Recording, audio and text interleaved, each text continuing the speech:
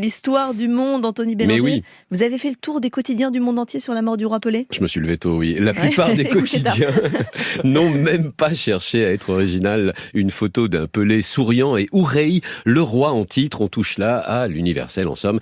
Alors j'ai tout de même trouvé la perle, la une du quotidien sportif madrilène AS, qui ne montre qu'une chose: les pieds nus, photographiés par Annie Leibovitch, du Brésilien. Une photo où l'on peut dire à la fois l'humanité de l'immense joueur, ses origines modestes, les souffrances de l'athlète et le temps qui passe sur une vie unique. Et la presse brésilienne, Anthony, doit être bouleversée, tout aussi créative. Oui, le plus beau titre de ce matin est peut-être celui de l'édito du journal pauliste Afoyan.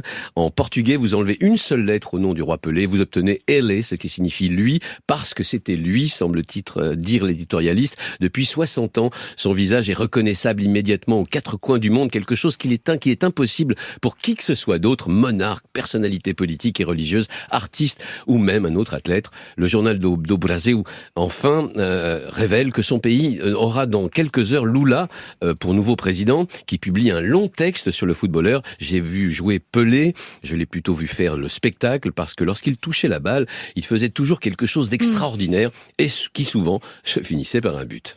Et la presse sud-américaine qui est à l'unisson, El Tiempo de Colombie par exemple, qui titre « Nous étions tous des sujets du roi Pelé » et qui ajoute « Il a été le premier sportif mondial, sa lumière irradiait le football ». Ah oui, carrément, oui. Le football n'était même pas encore globalisé, mais même les pays les plus exotiques et les moins footballistiques réclamaient sa présence, jusqu'au New York Times qui se fonde d'un article intitulé Pelé a fini par devenir synonyme de perfection et qui ajoute de la myriade d'exploits que Pelé a accomplis au cours de sa vie, ce pourquoi il était peut-être le plus célèbre, pour lequel il était le plus facilement reconnaissable et peut-être sa qualité la plus ordinaire, sa gentillesse. Et du côté de la presse européenne, Anthony ? Eh bien, on retrouve au fond le même genre de commentaires absolument émerveillés. J'avais jamais vu ça côté londonien par exemple. Le Guardian parle d'un homme qui irradiait la joie et ajoute « Il était la première superstar du football à faire sourire tout le monde ».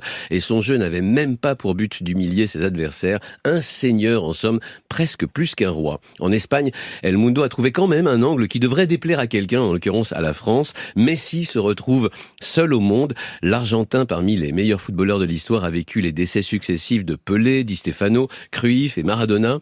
Et le quotidien ajoute une citation de Pelé lui-même. « Ourey, il n'y en a qu'un. Mon père et ma mère ont fermé l'usine et cassé le moule. » L'Italien Corriere della Sera écrit enfin « C'était un roi bon qui a su sortir de l'enfer de la pauvreté en jouant au foot pieds nus et avec un ballon de chiffon et qui est de son vivant parvenu jusqu'au ciel. La partie est donc désormais finie et nous nous retrouvons seuls. » Et le quotidien milanais ajoute un simple obrigado en portugais et en titre. Obrigado, Anthony Bélanger. On reparle évidemment de la mort de Pelé, de cette légende du football sur France Inter largement ce matin, notamment avec nos invités à 7h50.